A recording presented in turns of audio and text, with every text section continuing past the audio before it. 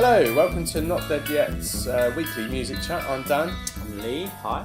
We're just going to have a quick chat about what we've been listening to this week. So, Lee, tell me what you've been listening to. I will divulge my listening. Go on.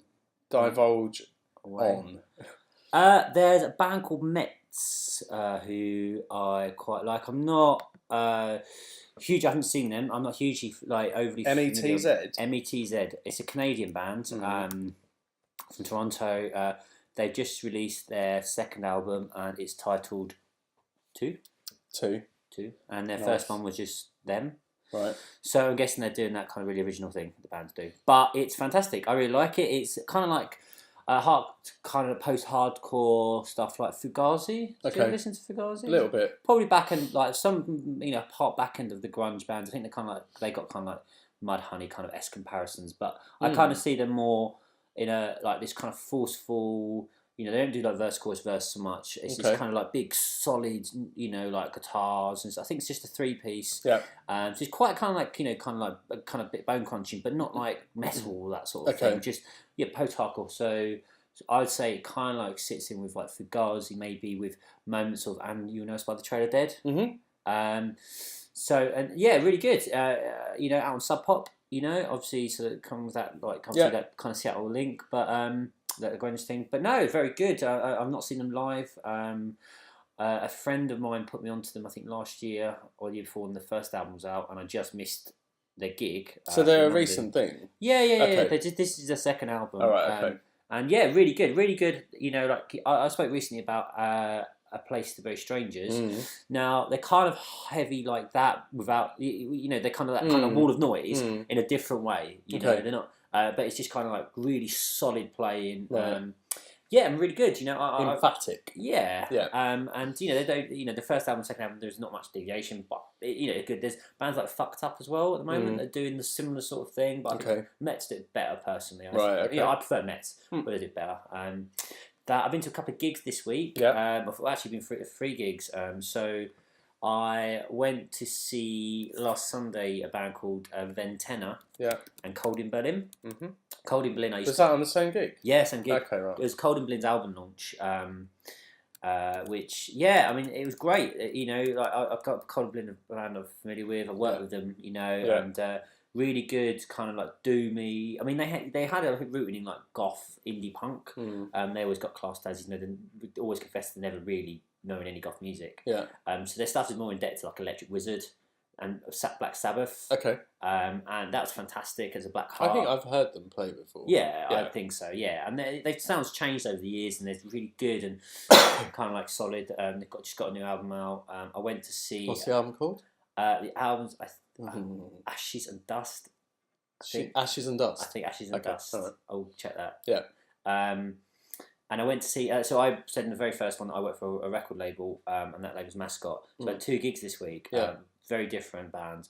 Both fantastic gigs. One was a metal band called Stoneghost. Was a gig we had at the Barfly, and I mean they'd blown me away. Honestly, really good heavy metal. Right. Pantera-esque. They've been described as. And another one was Beth Hart, who played the Barbican yesterday, and she's a singer-songwriter. She plays piano, but her voice when she belts, it's like Tina Turner or Aretha Franklin. Oh, cool! Like really, like she can as much as she can do. Like she's got the blues history. She's got pipes, and she can absolutely nail a room. And it was at the Barbican, which is a stunning venue, and it is her voice is incredible. Absolutely, Tina Turner. Aretha Franklin. She's a big fan of Nina Simone. So cool. Yeah. Just this beautiful, powerful fucking racket. I loved it. It was awesome. How about you? Well, I haven't been to any gigs this week, and as we've discussed before, I don't like gigs. So I've been listening to. I mentioned them before in that they've done a collaboration with Ghostface Killer, but I've been listening to Bad Bad Not Good's 3 this week, which I really really like it. It's kind of I guess jazz. I suppose jazzy, instrumental, hip hop-ish. Like Flying Lotus? Yeah, but they're a band, so they play all their own stuff, and it's just pretty cool stuff. I really really like it. Yeah, I mean, if you heard the Sour Soul album with Ghostface Killer, then you'll be familiar with their style. Yeah, it's worth checking that out. I listened to Black Chamber as well. Now they are much more like an out and out jazz band, Okay. but with a kind of more. At times, it sounds like a film score, but it's got a kind of real hard hip hopish edge to it as well. I really, really like that. That album's called Black Chamber by Black Chamber, and they're on Bandcamp. I went back and listened to. There's an MC called and a producer I think called Devon Hendricks. Right. And he put out an album on Bandcamp, probably like 2010, 2011 maybe, called Generation Y. And I love that. So what sort of stuff is it? That is just hip hop. Right. Okay. It's really, really good though. Really, he's really funny. Music's great on it. And on one of his later albums that he put on Bandcamp, he even samples S Club 7, which is incredible. Just played that. You just played yeah, that to I me. played that too. Great. Yeah. And that's pretty cool. And I listened to Japanese. I think he's a pianist / composer. Called Didi Mouse. Okay. And he does kind of like J-pop drum and bass-ish. Right, okay. Electronica. Wow. Yeah, it's amazing. There's an album of his called Journey to Freedom, and the front cover of it looks like it's got Final Fantasy artwork on it, Final Fantasy game series. Yeah. And he has these kind of weird like children singing samples and stuff. Okay. But it's just really, really good. Really good with melody and really good with production and everything. Really enjoy that album a lot. So yeah, return to that this week after quite a while. Have you ever listened to Merzbow? Merzbow, no. He's a Japanese noise artist. Okay. He's got a massive back catalogue. He's really prolific. M-E-R-Z. Yeah. B-O-W. Okay. He's kind of a bit of a legend. All right. I think he's Japanese. Okay. And he does lots of experimental electronica, and he does lots of crossover stuff.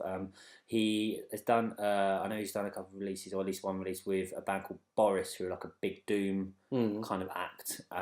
And recently, it's really confusing to me that you use doom as a genre. It is, yes. Whereas for me, when I say doom, I mean MF doom. Yeah. Oh, yeah. So yeah. So every time you say they're really doom-like, I have to kind of stop and go, no, they mean the other doom. Yeah. Okay. It's like really sludgy, kind of slow rock. Okay. And he's done stuff with doom, and he also recently did a collaboration. I think it's for Record Store actually, with an American artist. I've definitely heard the name Merzbow quite a lot. It's very like it'll be like I've got a record where it's 25 minutes of static noise. Okay. That sort of thing. All right. Okay. And he did an interesting collaboration with an American artist called Juju. Yeah. XIU. I think it's pronounced Juju. Yeah. And again, it's just like those that combine these kind of like electronic indie sort of like left field indie stuff with Merzbow's kind of like more avant-garde electronica. Right. And yeah, definitely check it out. It's not an easy listen. Like I remember having listened to it on my headphones, like the static noise one. I bought a record and it did make me feel a bit sick. I can honestly say that nothing makes me want to listen to 25 minutes of static noise. Not all these stuff's like that. It's quite, but it's quite experimental sort of electronic. Yeah, stuff. I guess that's interesting. I mean, just conceptually, I get it, but I don't want it. Yeah. I mean, Do you know what I mean? I've not gone back and listened to it lots. That's like my mate. He's really into experimental music, much more than I am. He's the guy that I used to work with. He's really into hip hop, and he and I go to hip hop gigs occasionally. But he went to this performance of a guy who'd gone round, I think Berlin, and put music notation on the walls. You've told me about this, yeah. And then collected all the music notation after a set period of time, and then turned that into a symphony. That's incredible. Using the marks on the paper that were left there. Yeah. And he said, I think that was that performance that he got a nosebleed, my friend. Really? Yeah. So... but he goes to a lot of these really, really straight. He constantly tries to get me to listen to it, and I'm just like, no, not listening to that. Don't want that. No, I'm all right, thanks. Sounds like, mate. I remember you telling me about that. That did sound like an amazing concept. It is an amazing. I like that, but that's more like art for me than music. Yeah. Do you know? Like, don't get me wrong. I like experimental music, but within the bounds of it being music. Yeah. Still, I mean, obviously, that's it's such a loosely. Yeah, of course. Defined term music, I guess, but one man's music is another man's music. Yeah. So it's I'm not up for that stuff. Really. No. Like I still really struggle with Zappa. Yeah, I remember you saying. And I keep getting told that he's amazing and he's incredible. And I found one track of his recently. My uncle told me to listen to this track, and I did really like that. But it's one out of everything else that I've tried to listen to of his so far. You like stuff like Beth Hart, don't you? I know it's slightly different. Yeah, I don't know that I do actually. Really? I mean, I don't mind it, but I don't get what the big deal is. I haven't given it much time, I'll be honest. What's it called? Troutmask Replica. That's the big one. Yeah, I mean, I've skimmed through. I wouldn't say that I've ever given that like a proper 3 or 4 listens. It's odd. He's odd. He's odd. Like I think him and Zappa were like knocking around same sort of area. I mean, Zappa's a bit more experimental, but like I'm not that I'm hugely familiar with him, but like they're Beth Hart and Zappa. Okay. Yeah, I mean, Zappa I find difficult and challenging and not necessarily pleasing. But that again could be that I just need to give myself more time. But I do keep returning to it every year or 2 years or something, and I'll have a quick skim through, and still nothing grabs me. Even to the extent where people that I like have sampled Zappa and made great records that I love, and then I go back and listen to the source, and I'm still like, no, I'm really all right, which doesn't normally happen. No. If I go to the source of a sample, I normally like that record. I think sometimes you just got to leave it then. I think it's a case of there's so much other stuff out there you can be listening to. Yeah, the one you like, one that you want to check out. Yeah, exactly. So you can kind of go back to stuff because you think you may like it, and then if it just doesn't grab you after a while, just leave it. Yeah, and then maybe one day it'll just slip back in accidentally. Yeah, exactly. Yeah, you'll get it and it will click. So I think that's probably it for this week. Yeah, it is. Yeah. You can follow us on @HelloNotDeadYet on Twitter and email us at hellonotdeadyet@gmail.com. And we are on Facebook on Hello Not Dead Yet. Yep, and we've recently set up a Spotify account where we once a month put together a playlist of the music that we've been talking about. So April is just up there now. Okay. And so you can listen to selections of stuff that we've liked throughout April, and you can get us there on hello_not_dead_yet.